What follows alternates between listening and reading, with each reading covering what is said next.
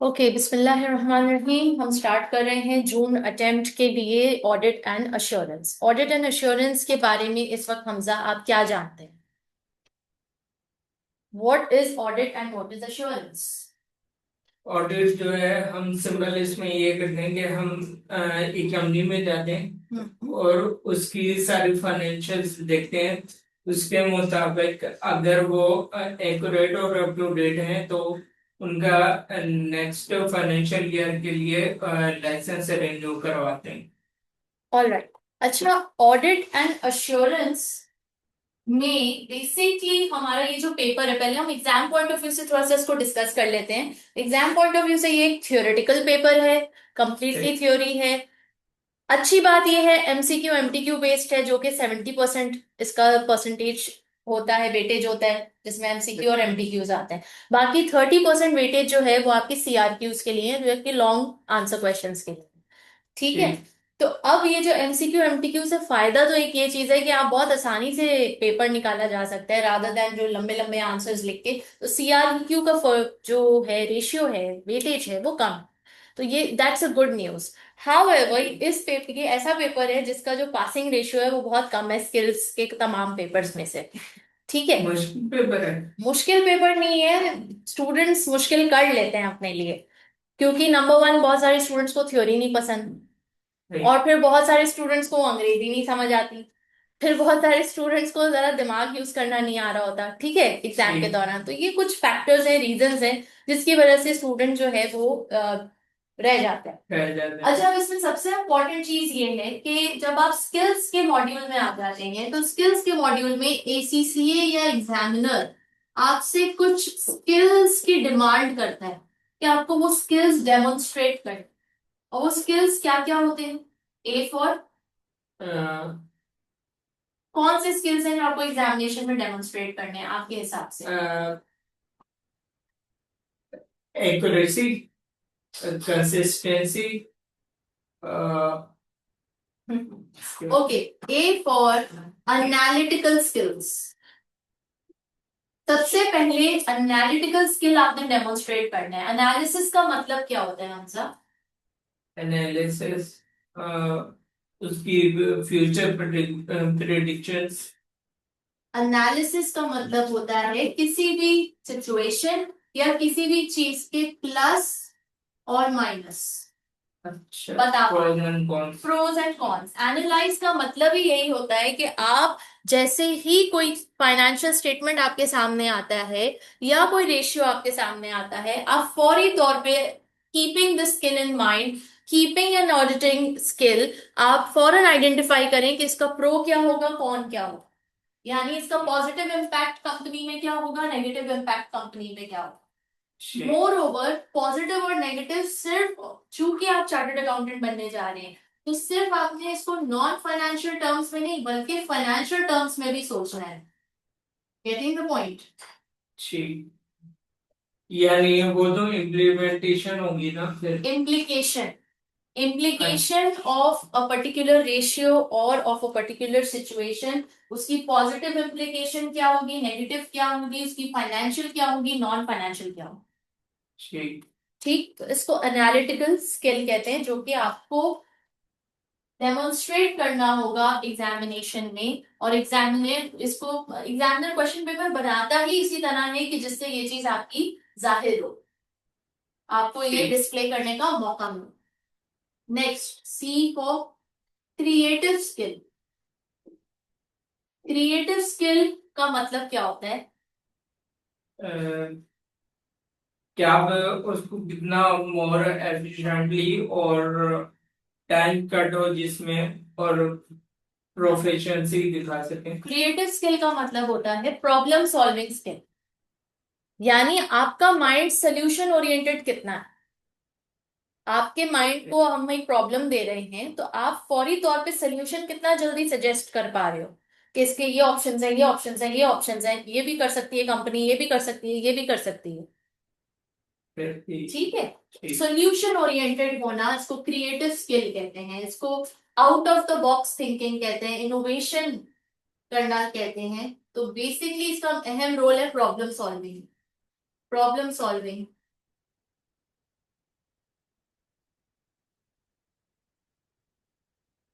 मैं आपको टाइम दूंगी लिखने के लिए, अभी आप समझ लो। ठीक। I give you some time to write. Next C है, C for critical skill.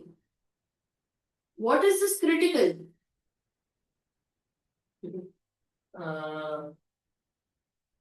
Criticise. Very good, criticize करना। आपने क्रिटिक्स का वर्ड सुना है? क्रिटिक्स, कोई मूवी आती है, कोई ड्रामा आता है, उसकी क्रिटिक्स अभी आती है फिर कुछ टाइम बाद। हेडलाइंस। नहीं, क्रिटिक में होता है कि कोई शख्स, कोई एक्सपर्ट बंदा उस ड्रामे को क्रिटिक करता है, क्रिटिसाइज करता है। उसमें जितने फ्लॉज थे वो निकाल के बताता है, उसमें जितने कीड़े थे, जो पॉइंट्स डायरेक्टर ने मिस कर दिए या राइटर ने मिस कर दिए, या जो बेवकूफानी चीजें दिखाई, वो सब उसको हाईलाइट करते हैं। तो that is the critical skill. तो you and I as a chartered accountant, as an auditor, we need to have this critical skill, जहां पे हम सिर्फ और सिर्फ नेगेटिव्स को देख सकें। इसको देख सके, नेगेटिव्स को। एनालिसिस में तो हमें पॉजिटिव को भी देखना है, नेगेटिव को भी देखना है, लेकिन क्रिटिकल में हम नेगेटिव्स को खुसूसी तौर पे देखेंगे, और इस नजर से देखेंगे कि मैक्सिमम नुकसान क्या हो सकता है, मैक्सिमम इसका नेगेटिव इम्पैक्ट क्या हो सकता है। Getting the point? मैक्सिमम बुरे से बुरा क्या हो सकता है। तो हमें क्रिटिकल लेंस से भी देखना आना चाहिए कि कोई कंपनी अगर कोई डिसीजन लेने लगी है कि मैं आया प्रोजेक्ट ए में इन्वेस्ट करूं या प्रोजेक्ट बी में, तो मुझे क्रिटिकल होके देखना आना चाहिए कि प्रोजेक्ट ए में इन्वेस्ट करने के नतीजे में मैक्सिमम क्या नुकसान हो सकता है, और प्रोजेक्ट बी में इन्वेस्ट करने के नतीजे में मैक्सिमम क्या नुकसान हो सकता है। तो ताकि फिर मैं बेहतर फैसला कर सकूं कि प्रोजेक्ट ए और बी, सिर्फ प्रॉफिट नहीं देखना, सिर्फ एनपीवी नहीं देखना, बल्कि मैक्सिमम रिस्क, रिस्क फैक्टर भी तो देखना है। ठीक। अब आइए आखिरी स्किल, मगर बेहद इंपॉर्टेंट, एंटिसिपेटरी स्किल। कौन सी स्किल है ये? Anticipate. Anticipatory skill. Anticipatory skill किसे कहते हैं? इसका अनुवादी। एंटिसिपेट करना, जैसे अभी थोड़ी देर पहले आपने कहा कि फ्यूचर देख पाना, hmm. That is anticipation. Like for prediction. Example prediction, for example मैं क्लासरूम में आई और मैंने ऑब्जर्व किया कि यहाँ पे कुर्सियां बिखरी हुई हैं, बोर्ड पे कुछ लिखा हुआ है, एलसीडी ऑन है, पंखा भी ऑन करके कोई छोड़ के चला गया है। तो मुझे क्या समझ आएगा ये ऑब्जर्व करके? कि जो लास्ट पर्सन गया है उसने रिस्पॉन्सिबिलिटी नहीं ली और क्लास हुई थी यहाँ पे। तो आपने ये अंदाजा लगाया इस ऑब्जर्वेशन से कि यहाँ मेरे आने से पहले क्लास हो चुकी है, ठीक। और अभी अभी हुई है क्योंकि सब चीजें चल रही हैं। किसी ने अभी टाइम शायद किसी को नहीं मिला बंद करने का, या कोई लापरवाही करके गया है, बंद ही नहीं किया। ठीक। ठीक है। तो ये अब मैंने क्या किया, सिर्फ अपने फैक्ट्स एंड फिगर्स आसपास को देखकर, ऑब्जर्व करके ये नतीजा निकाला। ठीक। ठीक है। इसको कहते हैं एंटिसिपेशन। अब ये आप फ्यूचर की भी कर सकते हो और पास्ट की भी कर सकते हो। यानी अभी जो मैंने ऑब्जर्व किया उससे मैंने पास्ट में होने वाली एक्ट को पता लगाया, हालांकि मैंने देखा नहीं था कि यहाँ कोई क्लास हो रही थी। हम्म। और इसी तरह अब इस पे फ्यूचर में होने वाले कोई भी चीज को, लाइक अब मुझे पता है कि यहाँ पे क्लास बिखरी हुई है, लेकिन मुझे पता है कि अभी स्टूडेंट्स को बोला हुआ है, फला टाइम दिया हुआ है, फटाफट आओ जल्दी से क्लास सेट करो। तो मुझे पता है कि अभी स्टूडेंट्स ने आना है, 20 बच्चों ने आना है, 30 बच्चों ने आना है, तो मुझे यहाँ पे क्लास उस हिसाब से सेट चाहिए। ठीक। अब आइए, आप बोलोगे कि मैम इसका एग्जामिनेशन से क्या ताल्लुक? इसका एग्जामिनेशन से बहुत गहरा ताल्लुक है। आपको एग्जाम में एमटीक्यूज में सिनेरियो दिए जाएंगे, हम्म। कुछ फैक्ट्स एंड फिगर्स गिवन होंगे, और कुछ बिटवीन द लाइंस होंगे। फैक्ट्स एंड फिगर्स कुछ आपको गिवन होंगे, और बिटवीन द लाइन का मतलब है कि वो आपको खुद अंदाजा लगाना है। और वो क्या नतीजा क्या है? Exactly exactly. और वो फैक्ट्स एंड फिगर्स ऑब्जर्वेशन, या वो जो भी आपको एग्जामिनर कुछ हिंट्स दे रहे हैं, उस हिंट्स को पिक करके आपको एंटिसिपेट करना आना चाहिए कि इसका इम्पैक्ट फ्यूचर में क्या हुआ होगा, या इसका इम्पैक्ट पास्ट में क्या चल रहा होगा। ठीक। ठीक है। यानी किसी भी एक सिचुएशन को देखकर उसके पास्ट और फ्यूचर को भांप लेना। ठीक। अब लाइक फॉर एग्जाम्पल, गाड़ी चलाते हो, बाइक चलाते हो, कोई चीज चलाते हो, जी जी। तो उसमें क्या होता है, आप जब जा रहे होते हो सड़क पे, तो आप, एक और गली है यहाँ पे, क्रॉस है, क्रॉसिंग है, और आप यहाँ से जा रहे हो, तो आप यहाँ पे थोड़ी देर के लिए रुकते हो नहीं रुकते हो? हॉर्न मारते हो नहीं मारते हो? जी बिल्कुल। क्यों मारते हो? इस एंटिसिपेशन में कि ये गली है, हो सकता है यहाँ से कोई आ रहा यहाँ हो। से कोई है। एंटिसिपेट करते हो ना कि हो सकता है यहाँ से कोई आ रहा हो। आपने देखा तो नहीं किसी को आते हुए, या किसी ने आपको बताया तो नहीं कि कोई आने वाला है, नहीं ना कोई हॉर्न की आवाज आपको सुनाई दी, मगर फिर भी आप थोड़ा सा स्लो डाउन और अलर्ट हो जाते हो कोई भी क्रॉसिंग पे, कि भाई यहाँ से हो सकता है कोई गाड़ी आ रही हो, मैं हॉर्न मार दूं, कोई बंदा आ रहा हो, मैं हॉर्न मार दूं। दिस इज कॉल्ड एंटिसिपेशन, कि होने वाले वाक्य से पहले आप भांप लो कि शायद ये हो सकता है। आप भांप लो, given the looking at the present facts and figures. Present facts and figures को सामने रखते हुए ऑब्जर्वेशन की स्किल इतनी हो कि आप एंटिसिपेट कर लो। अब इसकी दूसरी मिसाल मैं देती हूँ। मेरे घर में मेरे हस्बैंड की एंटिसिपेटरी स्किल बहुत जबरदस्त है। क्या होता है, मैं गाड़ी चला के आती हूँ घर, और एक दफा क्या हुआ, मैंने पीछे कुछ बच्चों को बिठाया हुआ था। अब वो आते हैं रात में आराम से, मैं तो गाड़ी लेके 3:30 4 बजे घर पहुंच गई थी। अब वो रात को 9 9:30 आए हैं, 10 बजे। उन्होंने कहा है, ईशा पीछे कौन से चूहे बैठे थे, किन चूहों को बिठाया था, कोई बच्चे बैठे थे। मैंने कहा आपको कैसे पता? वो गाड़ी का सारा प्लास्टिक किसी ने ऐसे फाड़ा हुआ है, कुतरा हुआ है, पता चल रहा है मुझे। तो मैंने तो उनको कुछ भी नहीं बताया, लेकिन उनकी ऑब्जर्वेशन स्किल इतनी अच्छी है कि उस ऑब्जर्वेशन से कि यार ये प्लास्टिक कौन ही फाड़ सकता है, कोई बच्चा ही फाड़ सकता है, किसी बड़े की तो हरकत नहीं है। बड़े तो करेंगे नहीं। तो ये क्या है, एंटिसिपेशन। जी। आपने गिवन फैक्ट्स को देखते हुए आपने एंटिसिपेट कर लिया कि ये हुआ होगा, पास्ट में या फ्यूचर में, या ये होने वाला है। अब एंटिसिपेट में, अब फ्यूचर में क्या, अब वो देखते हैं कहीं से गीजर बंद कर देना, मुझे पता है आप लोग भूल जाओगे, फिर मसला हो जाएगा। या लाइट जाने वाली है, मोटर चला लेना, पानी आ जाएगा। तो ये क्या है, आप, एसीसी का स्लोगन क्या है? Think ahead. Think ahead. Simple, anticipate means think ahead. ठीक है। हाउ एवर, एंटिसिपेट और थिंक अहेड में फर्क बस इतना है कि आपको हिंट्स मिल रहे होते हैं, आपको ऑब्जर्वे, अगर आपकी ऑब्जर्वेशन स्किल्स अच्छी हैं तो आपको नजर आ रहा होता है कि ये ऐसे ऐसे हुआ है, तो ये अब होने वाला है। तो उसके नतीजे में आप एंटिसिपेट करते हैं। तो इसी तरह जब आप ऑडिटर और चार्टर्ड अकाउंटेंट बनेंगे, तो आप फाइनेंशियल स्टेटमेंट्स को देखेंगे, आप मैनेजमेंट की असर्शंस को देखेंगे, आप कंट्रोल्स को देखेंगे, और ये सब को सिर्फ ऑब्जर्व करते ही आप एंटिसिपेट करेंगे कि दाल में कुछ काला है दया, कुछ गड़बड़ है, मैनेजमेंट ने ये बात कही है, ये कुछ गड़बड़ नजर आ रही है, कुछ छुपा रहे हैं, कुछ छुपा रहे हैं। तो ये कैसे पता चला आपको? सिर्फ ऑब्जर्व करके। सिर्फ ऑब्जर्व करके उसकी बॉडी लैंग्वेज से ऐसा लगा, उसके चेहरे के एक्सप्रेशन से ऐसा लगा, आपका एक्सपीरियंस कहता है कि कुछ दाल में डाला। अभी कोई आपके सामने सबूत नहीं आया, कोई एविडेंस नहीं आया है, लेकिन उस बेसिस पर अब आप क्या करोगे, इनसाइड इन्वेस्टिगेशन करोगे। एंटिसिपेशन करोगे तो इन्वेस्टिगेशन होगी ना, एंटिसिपेट ही नहीं होगा, आप आंख बंद करके बैठे हुए हो रहा है जो हो रहा है, मैनेजमेंट बोल रही है तो हाँ तो सच्ची बोल रही होगी, तो बस ठीक है, फिर चलने दो कहानी। ठीक। ठीक है भाई। अच्छा, अब जरा एग्जामिनेशन पॉइंट ऑफ व्यू पे आ जाते हैं। ये वो स्किल्स हैं जो आपको एग्जामिनेशन में डेमोन्स्ट्रेट करनी है, चाहे वो ये एग्जाम हो, चाहे वो स्किल्स का कोई भी पेपर हो, चाहे वो आगे प्रोफेशनल पेपर हो। ये वो स्किल्स है जो आपको आंसर्स में डेमोन्स्ट्रेट करने होते हैं। अगर आपके पास ये सारी स्किल्स हैं तो ऑटोमेटिकली आप क्वेश्चन को उसी नजर से देखोगे और आप इंशाल्लाह करेक्ट आंसर्स पे पहुंचोगे। तो एग्जामिनर को पता चल जाएगा कि इस बंदे में ये स्किल है, और यही वजह होती है कि एग्जामिनर 40s पे रोकता है पेपर, क्योंकि उसको ये स्किल्स नजर नहीं आती। जब उसको ये स्किल्स नजर नहीं आती तो टेक्निकल नॉलेज पूरी है मगर ये स्किल की कहीं ना कहीं कमी है, तो वो फिर रोकता है, 49 पे रोकता है, 48 पे रोकता है, वो इसलिए रोकता है। तो ये तो एक्सपीरियंस से नहीं है। अब ये 50% अवेयरनेस से आ जाती है। अब आप अवेयर हो गए ना कि अच्छा ये स्किल्स है जिसको मुझे अलर्ट रखना है, पॉलिश करना है। ठीक है। तो अब 50% आपको पता चल गया, अब 50% आप इस पे मेहनत करोगे, आप अपनी ऑब्जर्वेशन को बढ़ाओगे, आप सोचोगे कि इससे क्या होगा, ये एक स्टेप मैंने लिया तो अब क्या होगा, क्या होने वाला है। अक्सर मूवीज में हम लोग एंटिसिपेट कर रहे होते हैं कि भाई अब अगला सीन यही होने वाला है, पक्का पता है। क्यों? क्योंकि बहुत सारी चीजें पहले से आपको पता होती हैं, पैटर्न्स बन चुके होते हैं। कि पहले एक हीरो होता है, एक सेट पैटर्न होता है ना मूवी का, एक हीरो होता है, उसको बड़ा विक्टिमाइज दिखाया जा रहा होता है, फिर वो कामयाब हो जाता है, फिर कोई दुश्मन आ जाता है उसकी जिंदगी में, फिर वो दुश्मन को डिफीट करके एंड में हीरो ने ही जीतना होता है। हर मूवी का एक सेट पैटर्न है। तो आपको पता है हीरो ने तो मरना नहीं है मूवी में, तो आप प्रिडिक्ट, बहुत सारी चीजें प्रिडिक्ट कर रहे होते हो फिर कि हाँ ये अब ये होने वाले हैं, अब ये होने वाले हैं, ये तो मरेगा नहीं, ये तो अभी जिंदा होकर फिर वापस आ जाएगा। तो दैट्स एंटिसिपेशन।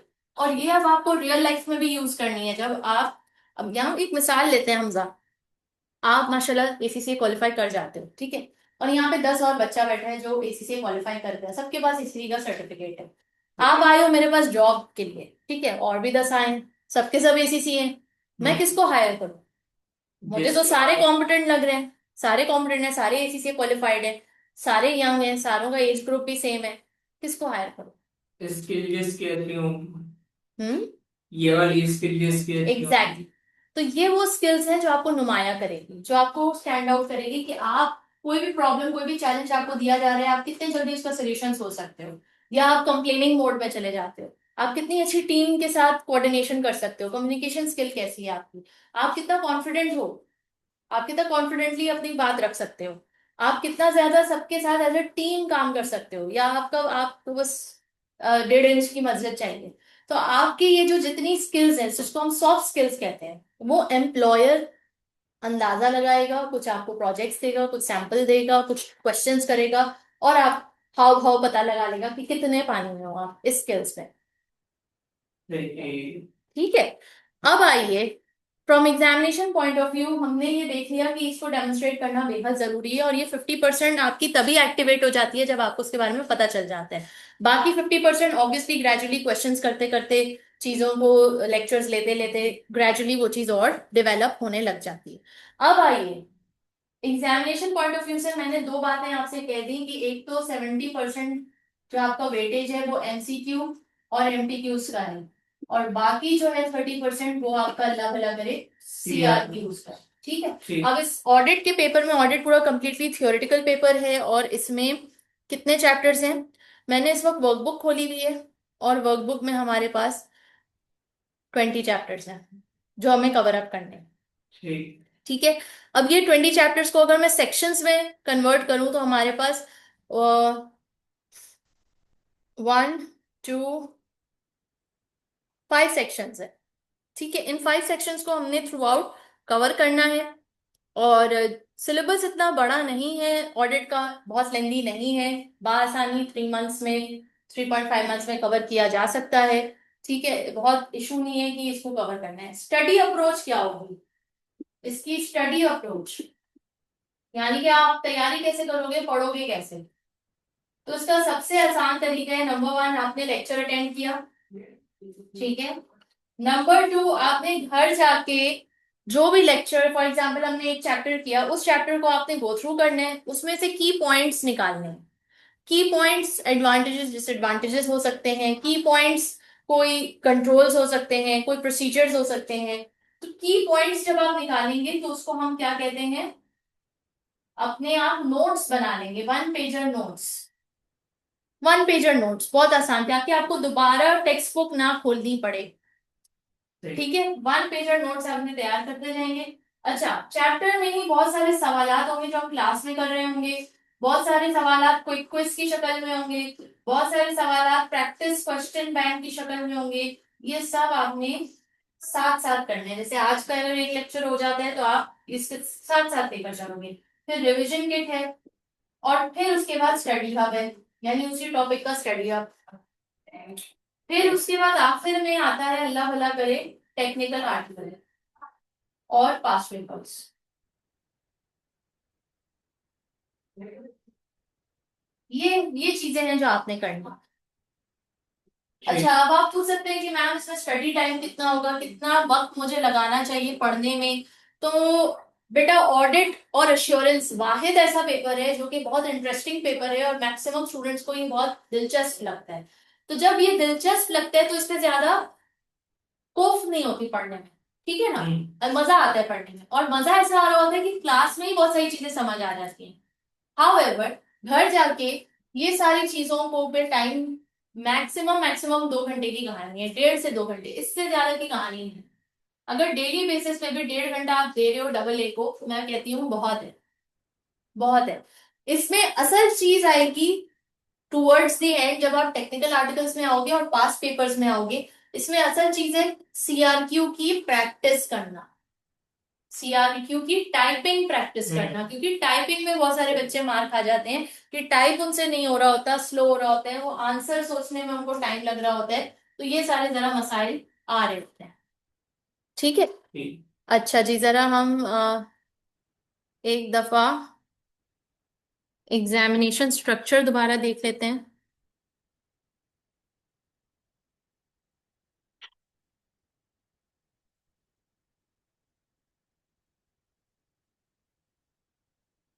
जैसे कि ये 5 सेक्शंस हैं जो हमने कवर अप करने हैं 20 चैप्टर्स में। सबसे पहला सेक्शन है audit framework and regulation.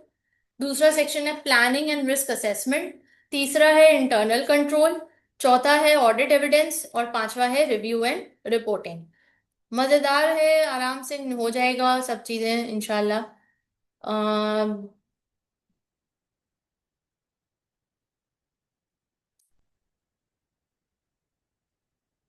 Examination का फॉर्मेट जरा देखें दोबारा से।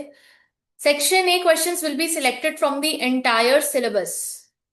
यानी सेक्शन ए एमसीक्यूज के जो भी क्वेश्चन बेस्ड आएगा वो पूरे के पूरे तमाम सिलेबस से आएगा। आप कोई ऐसा सेक्शन नहीं है जो छोड़ के जा सकते हो, या कोई ऐसा चैप्टर नहीं है जिसको छोड़ा जा सकता है। This section will contain a variety of objective test questions. The responses to each question are marked automatically by computer as either correct or incorrect. Section B questions will mainly focus on the following syllabus area. Although a minority of marks can be drawn from other area of syllabuses, यानी section B में हमें section B planning and risk, section C internal controls and audit evidence, यहां से paper आ रहा होगा।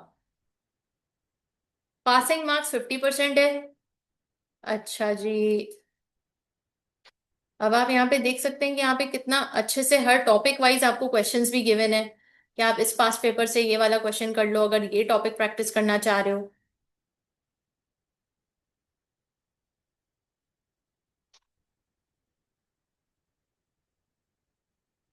तो मैं सिर्फ वेटेज देखना चाह रही हूँ कि वेटेज।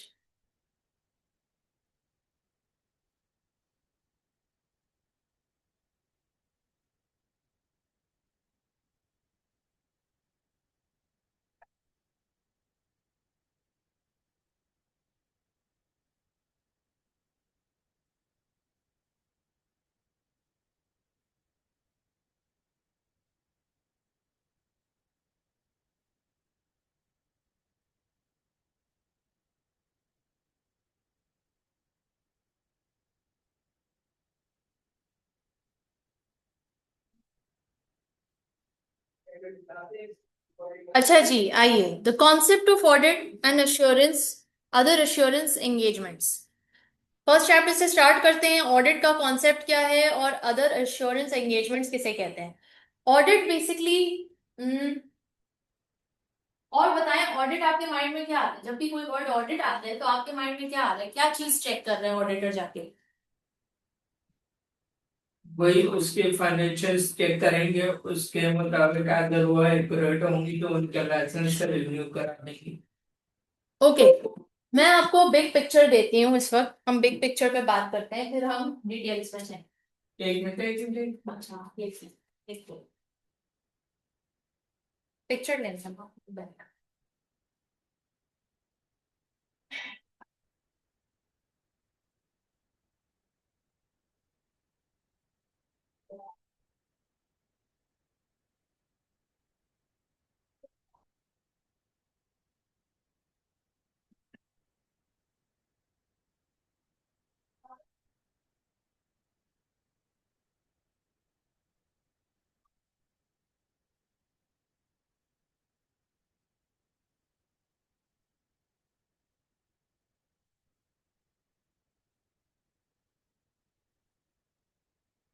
ये वाला।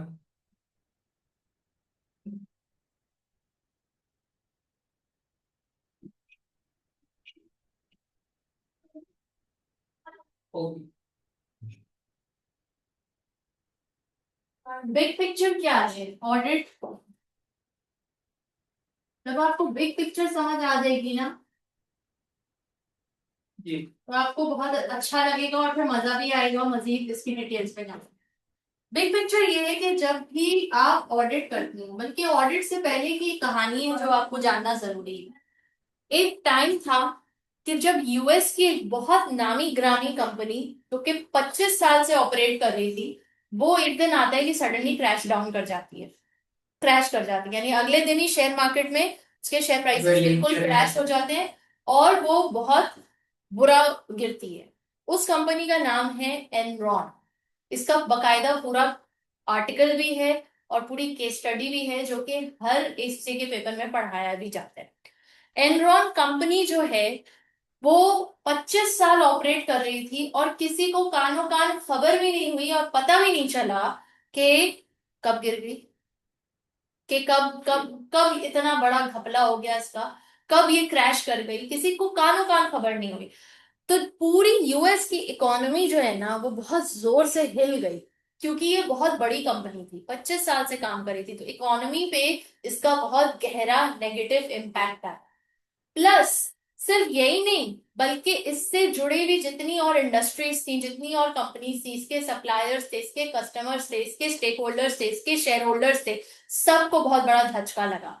पब्लिक का पैसा लगा हुआ था उस कंपनी में, उनको बहुत बड़ा धचका लगा। और जाहिर है यूएस तो सुपर पावर है पूरे वर्ल्ड में, तो जब सुपर पावर हिलेगा तो पूरे वर्ल्ड पे भी कहीं ना कहीं इम्पैक्ट आएगा, क्योंकि हम और आप अलग अलग नहीं है, हम और आप हम सब कनेक्टेड हैं एक दूसरे से, इंटरकनेक्टेड है। तो हम, अगर यूएस में कुछ आता है, कुछ भी होता है, नेचुरल कैलामिटी भी होती है, तो उसका इम्पैक्ट पूरी दुनिया को फेस करना पड़ता है, कहीं पे कम कहीं पे ज्यादा। ठीक होगी कहानी। तो अब ये जो कंपनी गिरी तो इसके ऊपर प्रॉपर इन्वेस्टिगेशन हुई कि आखिर गड़बड़ क्या हुई। और हालांकि हर साल इस कंपनी का ऑडिट होता था, तो ऑडिटर्स क्या झक मार रहे थे, इन्होंने घपला नहीं पकड़ा इन डायरेक्टर्स का, इन्होंने इनका झूठा मखौटा नहीं उतारा, या तो फिर ऑडिटर्स भी मिले हुए थे। तो एक बहुत बड़ा सवालिया निशान पूरे ऑडिटिंग कंपनी पे आ गया, पूरे ऑडिटर्स के प्रोफेशन पे आ गया, कि ये क्या हुआ कि 25 साल से कंपनी ऑपरेट कर रही है, ऐसे कैसे क्रैश कर गई, और इतना बड़ा यहाँ पे स्कैंडल चल रहा था, तो ऑडिटर्स ने पकड़ा क्यों नहीं, किसी ने हाईलाइट क्यों नहीं किया इसको। तो इसके बाद जो है ना पूरी दुनिया, अकाउंटेंसी की दुनिया हिल के रह गई। और तो फिर क्या हुआ कि अकाउंटेंसी की दुनिया ने दोबारा से अपने रूल्स और रेगुलेशंस को और सारे प्रोसीजर्स को दोबारा से रिविजिट किया, उसको इम्प्रूव किया, उसको और सख्त किया। और इसी तरह यूएस गवर्नमेंट ने अपने कॉर्पोरेट सेक्टर के लिए, कि कॉर्पोरेट गवर्नेंस का जो वर्ड है ना, कॉर्पोरेट गवर्नेंस, वो तभी तभी पॉइंट हुआ, कॉर्पोरेट गवर्नेंस। उन्होंने कहा कि भैया अब हम इस बात पे भरोसा नहीं करेंगे कि डायरेक्टर को कंपनी चलानी आती है, हम बल्कि उसको एक सेट ऑफ नॉर्म्स देंगे, रूल्स एंड रेगुलेशंस देंगे, एक ब्लूप्रिंट देंगे कि जिसके तहत वो कंपनी को चला सकता है, या कंपनी को उसकी गुड गवर्नेंस जिसे कहते हैं, गुड गवर्नेंस, कॉर्पोरेट गवर्नेंस, उसके कुछ कायदे कानून सामने निकल करके आए। तो एनरॉन के बाद बहुत सारी चीजें रिविजिट हुई। ऑब्वियसली यूएस की गवर्नमेंट थी, वो बहुत ज्यादा अपने पब्लिक के डूबे हुए पैसे के लिए कंसर्न थी, कि वही पब्लिक का नुकसान मतलब गवर्नमेंट का नुकसान। तो इसलिए उसने मजीद रिस्ट्रिक्शंस ऑडिट के उसमें भी बढ़ा दी और कॉर्पोरेट गवर्नेंस के डोमेन में भी बढ़ा दी। अब आइए, अब हम ऑडिट पे आए। जब हम ऑडिट करते हैं किसी भी कंपनी का, तो वो सबसे पहले उसका हमें रीजन पता होना चाहिए कि आखिर हम क्यों करें, ऑडिट की जरूरत क्यों पेश आती है। साइमन सिनेक कहता है always begin with the why, why से शुरू करो, क्यों करें, ऑडिटर बनना है क्यों बने, ऑडिट आखिर किस चिड़िया का नाम है, क्यों ये आया इस दुनिया में कि ऑडिट भी होना चाहिए।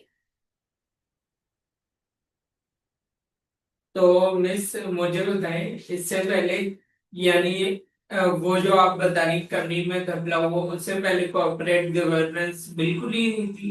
हाँ, कॉर्पोरेट गवर्नेंस का वर्ड कोई नाम की चीज नहीं थी, यानी गवर्नमेंट की तरफ से कोई ऐसे कायदा कानून नहीं था कि आपने कॉर्पोरेट सेक्टर ऐसे चलाने हैं, आपने अपनी कंपनी को ऐसे चलाना है, कोई ब्लूप्रिंट नहीं था। यानी इंट्रोड्यूस ही तब हुआ है। यस, कॉर्पोरेट गवर्नेंस इंट्रोड्यूस ही तब हुआ है कि जिसमें गवर्नमेंट कुछ कायदे कानून देती है कि आप ऐसे ऐसे कंपनी को चलाओ, ऐसे ऐसे करो, ऐसे ऐसे ट्रांसपेरेंसी शो करो, ऐसे ऐसे मामला करो। ठीक है। अब आइए, क्यों ऑडिट क्यों करें। तो पता ये चला कि इस तरह की कंपनीज जहां पे डायरेक्टर्स ऑपरेट कर रहे हैं, तो जब शुरू शुरू में बिजनेस स्टार्ट होता है तब तो सब बड़े जोश और जज्बे से काम कर रहे होते हैं, लेकिन ग्रेजुअली जैसे जैसे वक्त गुजरता है वो जोश और जज्बा कम हो जाता है। तो फिर वहां पे फिर छोटे छोटे क्या उभरने लगते हैं, सेल्फ ये होता है। सेल्फ बेनिफिट्स वो नजर आने लगते हैं कि ये मेरा पर्सनल फायदा है, मैं ये काम कर लूँ, इसमें मेरा पर्सनल फायदा है, मैं वो काम कर लूँ, मैं ये ऐसा डिसीजन कंपनी के लिए ले लूँ, इससे मेरा ज्यादा फायदा हो जाएगा, जाती फायदा फायदा हो जाएगा। तो वो कंपनी का बेनिफिट छोड़ करके पर्सनल बेनिफिट्स पे लग जाता है ग्रेजुअली, जिसको हम फिर करप्शन कहते हैं, जिसको जिसकी शक्ल फिर बढ़ते बढ़ते बढ़ते जो जितनी बड़े लेवल पे कर रहे हैं वो उतना बड़ा करप्शन हो रहा है। कोई मनी लॉन्ड्रिंग में चला गया है, कोई डायरेक्टर जो है कंपनी को ऑनेस्टली नहीं चला रहा, जेन्युइनली नहीं चला रहा, और सिर्फ अपने जाती मफाद के लिए चला रहा है। तो ये सारी चीजें होने लग गई थी, और ये सारी चीजें जब होने लग गई तो गवर्नमेंट बड़ी परेशान रही कि भाई हम इसको कैसे रोकें, क्योंकि इस तरह तो पब्लिक का भरोसा उठ जाएगा कंपनीज के ऊपर से। जब इतनी नामी ग्रामी कंपनी एनरॉन गिर सकती है तो दूसरी कंपनीज तो बच्ची कंपनीज है, उस पे भरोसा कौन करेगा? भरोसा नहीं करेगा तो पब्लिक अपना पैसा निकाल के इन्वेस्ट कैसे करेगी? जब वो इन्वेस्ट नहीं करेगी तो कंपनीज चलेंगी कैसे? फंड्स कहाँ से आएंगे उनके पास? तो ये सारी इकोनॉमी अफेक्ट होगी। लिहाजा गवर्नमेंट को एक्शन लेना था कि पब्लिक का भरोसा बहाल हो सके, पब्लिक का ट्रस्ट बहाल हो सके कि हाँ स्टॉक मार्केट में जितनी कंपनीज हैं हम किसी भी कंपनी में आंख बंद करके इन्वेस्ट कर सकते हैं विदाउट हैविंग अ डाउट कि ये करप्टेड कंपनी। ये गवर्नमेंट की जिम्मेदारी है टू इंश्योर कि कंपनी जो है लीगली काम कर रही है और ऑनेस्टली काम कर रही है। सही है। ठीक है। अब आइए, तो इसके लिए गवर्नमेंट ने कहा कि नहीं, ऑडिट होना चाहिए। फर्म्स को बोला कि भाई तुम भेजो, एक एक्सटर्नल पर्सन को भेजो कि जो जाके चेक करके आए कि क्या चल रहा है, माजरा क्या है, क्या ये अपने अकाउंटिंग सही कर रहे हैं according to the rules and regulations, fair basis पे, क्या कोई चीज मैनेजमेंट छुपा तो नहीं रही है, क्या फेयर बेसिस पे डिस्क्लोज किया जा रहा है सारा मैटर फाइनेंशियल स्टेटमेंट्स में, क्या रूल्स एंड रेगुलेशंस फॉलो हो रहे हैं नहीं हो रहे। ये सारी छानबीन करके कौन आएगा? एक एक्सटर्नल पर्सन, जिसको हम क्या कहते हैं? Auditor. External. External auditor, auditor दो तरह के होते हैं, एक्सटर्नल एंड इंटरनल। दोनों में क्या फर्क है एक्सटर्नल इंटरनल में, इस पे हम बाद में आएंगे, अभी पहले हम ऑडिट को समझ रहे हैं कि ऑडिट फिर बाहर से कोई बंदा आएगा और कंपनी में आके अच्छे से छान पटक चेक करेगा। करेगा। किसकी छान पटक करेगा? फाइनेंशियल्स की सारे अकाउंट्स। प्रोसीजर्स। अकाउंट्स। अकाउंट्स में जो जो चीजें आ जाती हैं, फाइनेंशियल स्टेटमेंट्स आ गए, statement of profit and loss आ गया, स्टेटमेंट ऑफ इक्विटी आ गया, इन्वेंट्री आ गया, सॉफ्टवेयर आ गया, बैंक स्टेटमेंट आ गया, सबकी छान पटक कौन कर रहे हैं? ऑडिटर। अब ऑडिटर जब आ रहा है तो अब कंपनी तो इतनी बड़ी है, अब फॉर एग्जाम्पल आप कोई भी कंपनी ले लें, फॉर एग्जाम्पल आप हॉस्पिटल ले लें, किसी हॉस्पिटल को ऑडिट करने, तो कहाँ से शुरू करें? मामला कहाँ से शुरू करें, कहाँ पे खत्म करें? तो पता ये चला कि ऑडिटर जब भी अंदर आता है, यानी ऑडिट में हमें ये सिखाया जाता है कि सबसे पहले तुम आते साथ ना रिस्क आइडेंटिफाई करो। क्या आइडेंटिफाई करो? रिस्क। रिस्क। यानी ये कंपनी में रिस्की एरियाज कौन कौन से हैं, कहाँ कहाँ हैं, या ये कंपनी का रिस्क फैक्टर कितना बड़ा हुआ है, ये कंपनी इटसेल्फ कितनी रिस्की है, यानी कि इसका जो कारोबार है क्या वो रिस्की कारोबार है या नहीं, नॉर्मल है। अब जैसे कि स्कूल है, तो स्कूल का क्या रिस्की कारोबार है? नहीं, जान वाइज नहीं। ठीक है, यहाँ पे लोगों की जान से नहीं खेला जा रहा है, लेकिन इन कंपैरिजन हॉस्पिटल्स क्या रिस्की कंपनी है? यस, क्योंकि वहां पे सर्जरीज हो रही हैं, वहां पे किसी पेशेंट की जान भी जा सकती है, वहां एक्सीडेंट में कोई बंदे आ रहे हैं, इमरजेंसी में एडमिट हो रहे हैं, तो जान जा सकती है। तो अगर लाइफ पॉइंट ऑफ व्यू से देखा जाए तो रिस्की ज्यादा हॉस्पिटल, सिर्फ लाइफ टेकिंग के पॉइंट ऑफ व्यू से देखा जाए। फिर इसी तरह कोई ऐसी कंपनी है जहां पे फॉर एग्जाम्पल मेडिसिन बन रही है, केमिकल फैक्ट्री है, रिस्की है क्योंकि डेंजरस केमिकल हो सकता है, किसी को नुकसान हो सकता है लेबर ही अफेक्ट हो जाए सबसे ज्यादा। माइनिंग इंडस्ट्री है, कोल माइनिंग चल रही है, डायमंड माइनिंग चल रही है, पेट्रोल माइनिंग चल रही है, डेंजरस। उसका by nature it's a dangerous और हाई रिस्की बिजनेस। तो हमें वैसे भी आइडेंटिफाई करना है कि कौन सा बिजनेस रिस्की है, और वैसे भी आइडेंटिफाई करना है कि अंदर जाके भी कि फाइनेंशियल स्टेटमेंट्स में कौन सा इसका रिस्की एरिया है, कहाँ लग रहा है कि ज्यादा गड़बड़ के चांसेस हैं, किस एरिया में। तो वो सबसे पहले आइडेंटिफाई करेगा कौन? ऑडिटर। Identify the risk. फिर दूसरी चीज जो वो करेगा, ये अभी मैं सिर्फ बिग पिक्चर दे रही हूँ आपको, बिग पिक्चर, ठीक है। फिर वो क्या करेगा, कंट्रोल्स चेक करेगा। अब ऑडिटर बाहर से आ रहे हैं, वो कंपनी में 24/7 तो नहीं बैठा हुआ ना, वो एक सर्टेन टाइम पीरियड के लिए आ रहा है और फिर वो चला जाएगा। तो वो अब आप सोचो, अब इसकी मिसाल लो, सुपरमार्ट। सुपरमार्ट का कोई आके अगर ऑडिट करता है, सुपरमार्ट के एक दिन में कितने ट्रांजैक्शंस होते हैं? बहुत सारी अनलिमिटेड। हजारों की तादाद में। तो उसका ऑडिट करने के लिए भी अगर एक एक ट्रांजैक्शन को हम चेक करने बैठ जाए ना, तो फिर तो सदियां लग जाएंगी, एक साल का भी ऑडिट नहीं होगा। ऐसे ही। Getting the point. तो उसके लिए फिर तरीका है, कि तरीका ये है कि आप बाहर से आए जरूर हो, आप अपने स्किल्स लेकर आए हो। स्किल्स में एसीसीए के तमाम स्किल्स हैं, साथ में एक और स्किल है जो क्रिटिकल स्किल का ही दूसरा नाम है, जिसको कहते हैं स्केप्टिसिज्म। क्या कहते हैं? Scepticism. Scepticism. Being an auditor, जब आप एग्जामिनेशन हॉल में भी एंटर होगे ना, आपको ये स्केप्टिसिज्म लेवल हाई करके जाना है। कहा यह जाता है कि जब आप ऑडिट करने किसी कंपनी में एंटर होगे ना, तो स्केप्टिसिज्म हाई रखो। स्केप्टिसिज्म का मतलब है शक का कीड़ा। सीआईडी देखे आपने कभी? हम्म। सीआईडी में क्या करते हैं, दया और जो प्रद्युमन होते हैं, वो क्या करते हैं, दाल में कुछ काला है, हर बात पे शक, ये बंदा मुझे लग रहा है झूठ बोल रहा है, हम्म। जाके इसका पीछा करो, ये इसकी बैंक स्टेटमेंट निकलवाओ, फलाना करो। ठीक। मतलब सामने वाले की बात पे भरोसा नहीं करने का, हर बात पे शक करने का। आप भी जब एज एन ऑडिटर कंपनी में जाओगे, तो आपने मैनेजमेंट की बात पे भरोसा नहीं करने का। मैनेजमेंट से आप क्वेश्चन करोगे, मैनेजमेंट बोलेंगे सब ठीक चल रहा है सर, आपने भरोसा नहीं करने का है। आप बोल रहे हो कि कितने के एसेट्स हैं तुम्हारी कंपनी के, वो कह रहे हैं 10 मिलियन के, आपने भरोसा नहीं करना, आपने इन्वेस्टिगेट करना है, एविडेंसेस लाने हैं। कि वो मैनेजमेंट कह रही है कि 10 मिलियन के नॉन करंट एसेट है, कहाँ है दिखाओ, कागजात लाओ, ओनरशिप दिखाओ, प्रेजेंस दिखाओ, कहाँ रखा हुआ है दिखाओ जरा, मैं फिजिकली जाके देखना चाहता हूँ। कितने का है जरा इसकी इनवॉइस दिखाओ, कब खरीदा था, कहाँ रिकॉर्ड किया है फाइनेंशियल स्टेटमेंट में दिखाओ जरा। ठीक। तो ये अब आप तहकीकात करोगे, क्या करोगे, तहकीकात। तहकीकात करोगे। लेकिन सबसे पहले स्केप्टिसिज्म होगी तो तहकीकात करोगे ना। अब आपको सामने वाले की बात पे शक ही नहीं, आप बोलो उसने कहा 10 मिलियन के एसेट है तो 10 मिलियन के ही होंगे, ओके। तो फिर आपका काम क्या हुआ फिर ऑडिट करने का? ठीक है। तो सही। Scepticism level should be very high. अब आइए, रिस्क आइडेंटिफाई कर लिया, कंट्रोल्स। हमने क्या बात की कि भाई ऑडिटर 24 घंटे आपके इदारे में नहीं बैठा हुआ, उसके पास 100 काम है, वो 24 घंटे आपके पास नहीं बैठ सकता। तो वो क्या करेगा, आपके कंट्रोल्स पे रिलाई करेगा। आपके माने कंपनी के कंट्रोल्स। कंपनी के कंट्रोल्स बोले तो कौन कौन से कंट्रोल्स होते हैं, क्या क्या होते हैं? जिन डिपार्टमेंट को चला रहा है वो सब कुछ, और वेरिफिकेशन जो वो करके देता है, जैसे बैंक स्टेटमेंट हम निकलवाते हैं उन लोगों से, अच्छा, डायरेक्टर्स। कंट्रोल्स, अब इसको आप इस तरह समझें कि सुपरमार्ट है, ठीक है। हम्म। आप सुपरमार्केट के ओनर हो, अभी ऑडिटर को छोड़ दो, अभी आप ओनर हो, आपने सुपरमार्केट स्टार्ट की, ठीक है, पूरा कारफोर आपका है। अब आप ठीक। क्या कारफोर के ओनर को वहां पे बैठा हुआ देखते हो?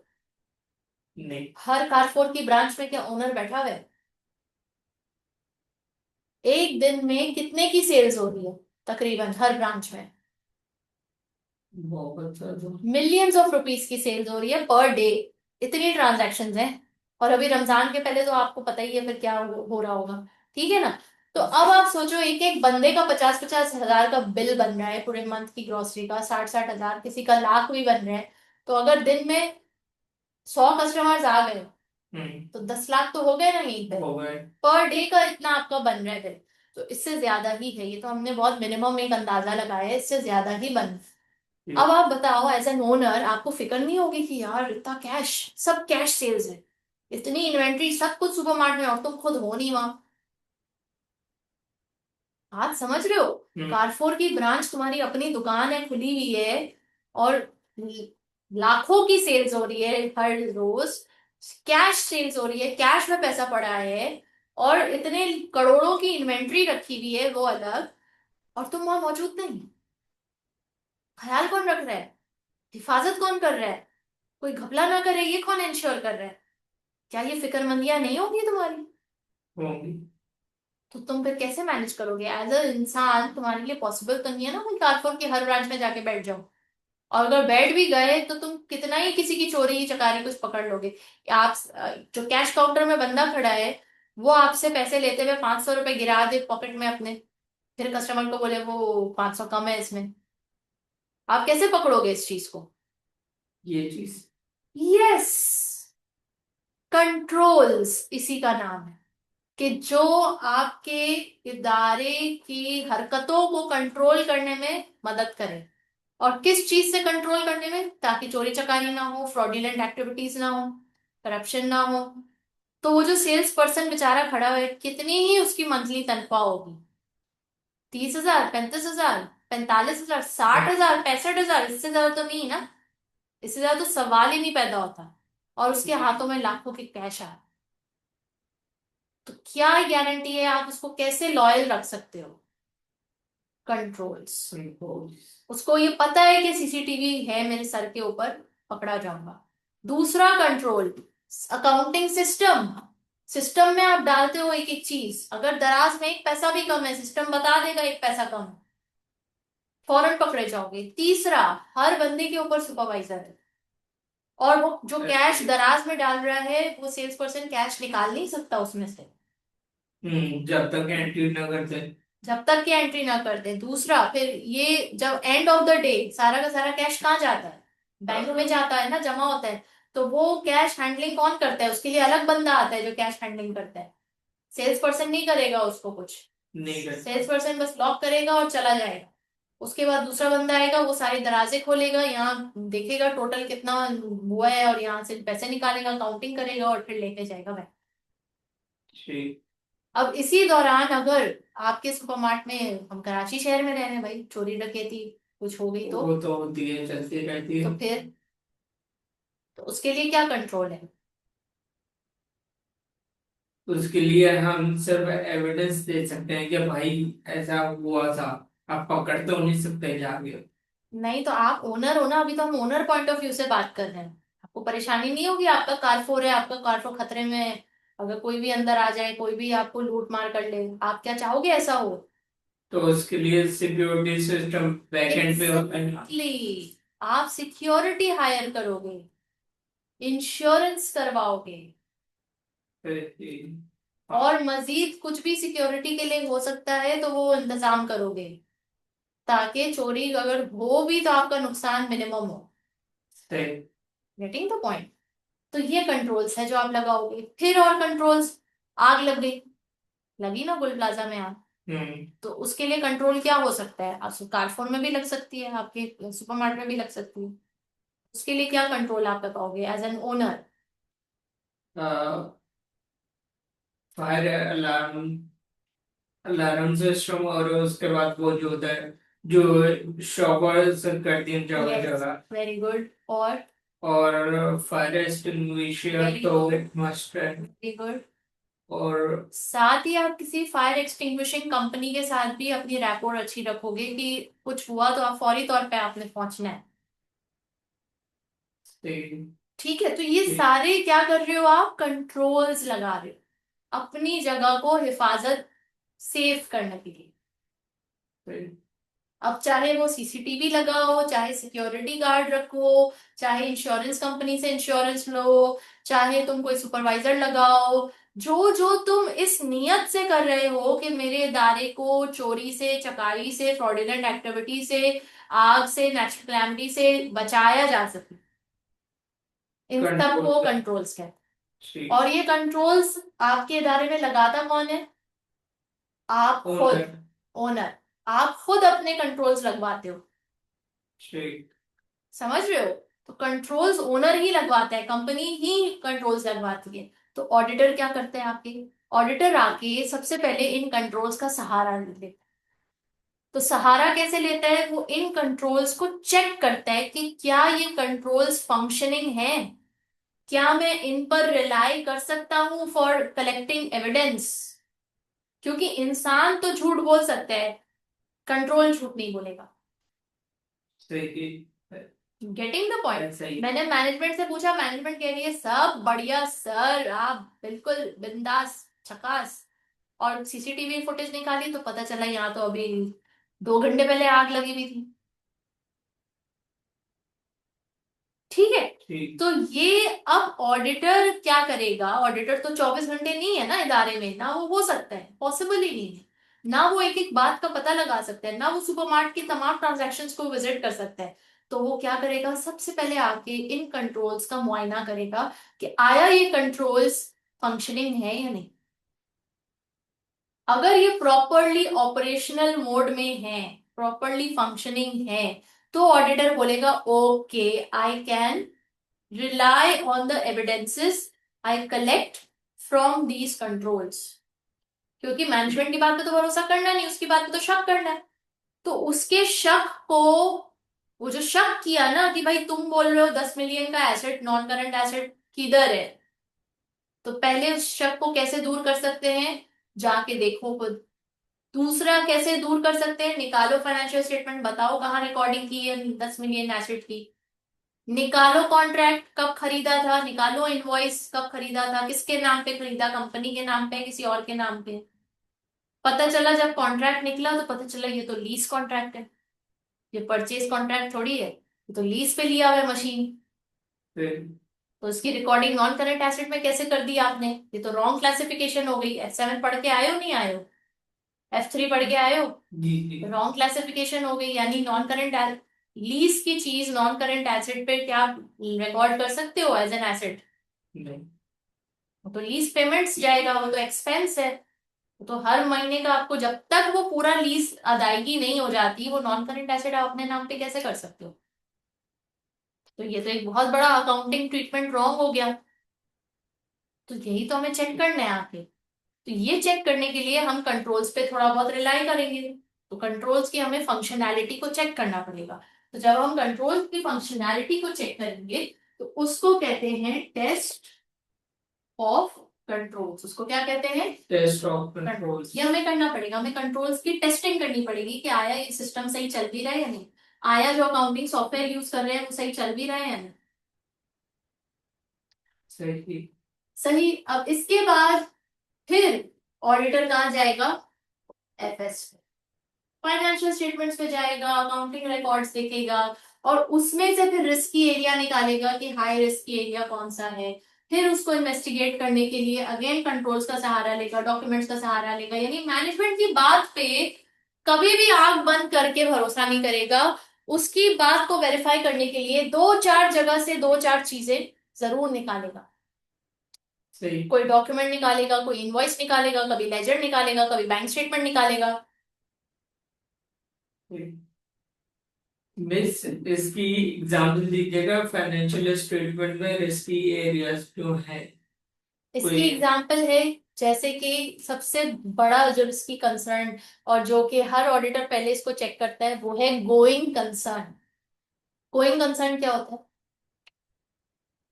गोइंग कंसर्न F1 का कॉन्सेप्ट है। उसमें ये बताया जाता है कि क्या ये कंपनी अगले 1 साल तक चल सकेगी, नहीं चल सकेगी, क्या ये कारोबार अगले आने वाले 1 साल में रनिंग में होगा या नहीं होगा, या बंद हो जाएगा। सही। इसको हम क्या कहते हैं? कोई। Going concern. तो ये तो सबसे बड़ा कंसर्न होता है जो ऑडिटर सबसे पहले चेक करता है कि ये कंपनी बंद तो नहीं हो जाएगी विद इन 6 मंथ्स। ठीक। ठीक है। तो ये गोइंग कंसर्न चेक करते हैं। तो फाइनेंशियल स्टेटमेंट से कैसे पता चलेगा गोइंग कंसर्न का? उसके एसेट बता देंगे कि उसका इतना प्रॉफिट बता देगा, बैंक पे उसका है एसेट ये। बता देगा, उसका कैश बैलेंस बता देगा कितना पैसा है इसके पास। तो दिखने में अगर अगर हेल्दी प्रॉफिट है तो सवाल ही नहीं पैदा होता कि बंद हो। प्रोडक्ट की डिमांड इस वक्त है मार्केट में, सवाल ही नहीं पैदा होता कि ये बंद हो। बाकी सब डायरेक्टर्स वगैरह सब फिट हेल्थ में है तो सवाल ही नहीं पैदा होता। कंपनी बंद 3-4 सूरतों में ही हो जाती है, जब या तो बैंकरप्ट हो जाएगी, पैसे खत्म हो जाएंगे उसके पास, या मार्केट में उसके प्रोडक्ट की डिमांड खत्म हो जाएगी, ऑब्सोलीट हो जाएगा उसका प्रोडक्ट। जैसे कि अलार्म क्लॉक्स आपको अब कहीं मिलते हैं? खरीदते हो अलार्म क्लॉक्स? किसी शॉप में कहीं मिलता है? अब सब तो फोन पे अलार्म फोन क्लॉक। पे अलार्म क्लॉक अलग से तो अब आप नहीं खरीदते ना, तो उसकी फैक्ट्री कहाँ गई? एक दिन काम है बहुत कम। ना के बराबर है, तो खत्म ही हो गई। इसी तरह लैंडलाइन फोन्स भी अब जो थोड़े बहुत मिलते हैं, ये भी आने वाले 2-4 सालों में ये भी गायब हो जाएंगे। तो जब प्रोडक्ट आपका ऑब्सोलीट हो गया तो कंपनी ने फिर क्या होना है, बंद ही होना।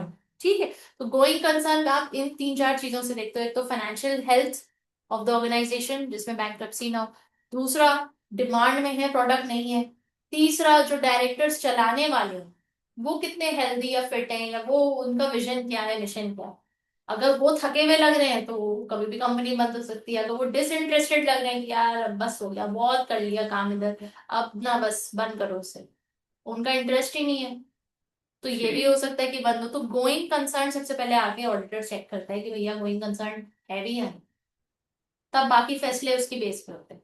उसके बाद और रिस्की एरिया, अब आप बताओ ना, कॉमन सेंस यूज करो। आप ऑडिटर हो, आप फाइनेंशियल स्टेटमेंट देख रहे हो, तो उसमें आप सबसे आपको रिस्की चीज क्या लगेगी? लोन्स। Very good. और लोन्स हो गए, उसके बाद उसकी वही, यानी ईयर एंड पे प्रॉफिट में जा रहा है या लॉस में जा रहा है। उसके बाद जैसे अगर डायरेक्टर्स ने लोन लिया है या कई इन्वेस्टमेंट उन्होंने की हुई है, ऐसे बिजनेस में इन्वेस्टमेंट कर दी जिसका पे आउट ही नहीं है, फिर तो जाहिर सी बात है लोन में जाएंगे, और वो होगा, लॉस हो जाएगा तो चलेगी नहीं चीजें। अच्छा, सबसे पहली चीज जो आप देखोगे, ये सही आपने कहा, लोन्स देखोगे, लाइबिलिटीज देखोगे। हाउएवर, इससे भी पहले जो एक चीज देखोगे वो देखोगे कि भैया कोई बड़ी वैल्यू की चीज है इसके पास। क्योंकि देखो, आप हो ऑडिटर, हम्म। आपका स्केप्टिसिज्म लेवल हाई है, आप शक की निगाह से आए हो, आप कीड़ा निकालने आए हो, आप बाल की खाल निकालने आए हो। आप वहां पे वो उसके चिकनी चुपड़ी बातें उसको अप्रिशिएट करने नहीं आए हो कि वाह क्या कंपनी चला रहे तू। आप उसको नीचा दिखाने आए हो, आप आए हो कि कुछ कीड़ा मुझे निकालना है, दाल में कुछ काला है, ये पब्लिक का पैसा गबन करके बैठा हुआ है, ये कोई बात छुपा रहा है। तो आप चोर के दिमाग से सोचोगे कि चोर कहाँ छुपाएगा, चोर चोरी कहाँ करेगा, चोरी के मौके कहाँ है, रिस्की एरिया कौन सा है। तो आप बोलोगे कि जो हाई मॉनेटरी वैल्यू वाला ट्रांजैक्शन है, चाहे वो नॉन करंट एसेट का हो, चाहे वो इन्वेंट्री का हो, चाहे वो कुछ भी हो, क्योंकि हाई वैल्यू है जिसकी, 20 लाख का कोई ट्रांजैक्शन हुआ है, कोई 50 लाख की ट्रांजैक्शन हुई है, तो आपकी शक की निगाह बोलेगी दाल में कुछ काला है। 50 लाख का हुआ है, दिखा इसका रसीद दिखा, इसके नाम पे है, टैक्स दिया नहीं दिया। हम्म। ठीक है, तो आप ऐसे ऐसे सोचोगे। आप करप्शन पकड़ने गए हो, आप किसी की चिकनी चुपड़ी बातें करने नहीं गए हो, ना आप किसी की, ना आप अपना 10 to 5 करने गए हो। आपको एक नजर में कीड़ा पकड़ना है, आपको एक नजर में वो एरिया निकालना है कि जहां से पॉसिबल है, जहां से वेरी लाइकली है कि कुछ गड़बड़ निकल के आ सकती है, कुछ गड़बड़ छुपाई गई है। वो कहते हैं ना कि मेहमान के आने से पहले सब सफाई कर रहे होते हैं, घर वाले सारे सफाई कर करके फिर थक जाते हैं, फिर जो आखिर की मट्टी या कुछ होती है वो कारपेट के नीचे छुपा देते हैं। तो आपको वो नजर रखनी है कि ये कारपेट के नीचे, किस कारपेट के नीचे कौन सी मट्टी छुपाई गई है, अपने गंदे काम कहाँ छुपाए गए हैं, किस नाम के नीचे किए जा रहे हैं, क्या पॉसिबिलिटी है, क्या लाइकलीनेस है। आपने उसको शरीफ समझ के तो आना ही नहीं है ना, आपने तो उसको गुंडा समझ के आना ही, ये इस गुंडे को अब मैंने इसका पर्दाफाश करना है, तो उसका मैं पर्दाफाश करूं कैसे। ठीक है, बात समझ आ रही है। तो ये इसका सारा लुब्बे लुभाव है जो आज हमने इसको देखा, इसका बर्ड्स आई व्यू है कि ये हो रहा है ऑडिट। अब इसकी निटी ग्रिटी में हम जाएंगे, इसके चैप्टर वाइज हम जाएंगे कि पहला स्टेप क्या, दूसरा स्टेप क्या, तीसरा स्टेप क्या, कितने टाइप्स के ऑडिट, कितने अश्योरेंस एंगेजमेंट किसे कहते हैं, फिर कंट्रोल्स किसे कहते हैं, फिर कंट्रोल्स के टेस्ट ऑफ कंट्रोल्स कैसे बनते हैं, फिर अगर आप मैनेजमेंट कोई दावा कर रही है तो उस दावे को आप कैसे वेरीफाई करोगे, तो उसको प्रोसीजर्स कहते हैं, वो कैसे बनेंगे। अब हम डिटेल में जाएंगे फिर इंशाल्लाह अगली क्लास से। आज मैंने आपको बिग पिक्चर दे दी है कि ये है पूरा ऑडिट एंड अश्योरेंस। ठीक। फिर इसकी रिपोर्ट कैसे बनती है और वो सब कैसे होता है, लवाजमात उसके सारे, फिर हम चैप्टर वाइज देखते जाएंगे और उसको कवर अप करते जाएंगे। ठीक। ये वाहिद ऐसा पेपर है जिसमें अगर आप थोड़ा सा दिमाग इस्तेमाल करो तो बहुत ज्यादा ये पेपर कॉमन सेंस से सॉल्व किया जा सकता है। सिवाय इसके कि इसमें कुछ ऑडिट लैंग्वेज यूज होती है, जैसे कि हर प्रोफेशन की अपनी एक भाषा होती है, लैंग्वेज होती है।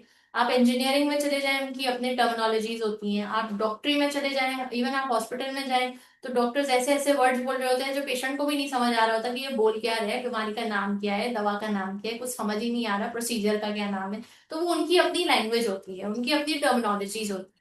इसी तरह जब आप अकाउंटेंसी पढ़ते हैं तो हमारी भी अपनी टर्मिनोलॉजीज होती हैं। और खुसूसी तौर पे जब आप ऑडिट पढ़ेंगे तो उसकी काफी सारे न्यू वर्ड्स आपके सामने आएंगे, जैसे स्केप्टिसिज्म का वर्ड आया, जैसे कि कंट्रोल्स का वर्ड आया, और इसी तरह आगे और भी बहुत सारे वर्ड्स आएंगे जो कि ऑडिट लैंग्वेज कहा जाता है।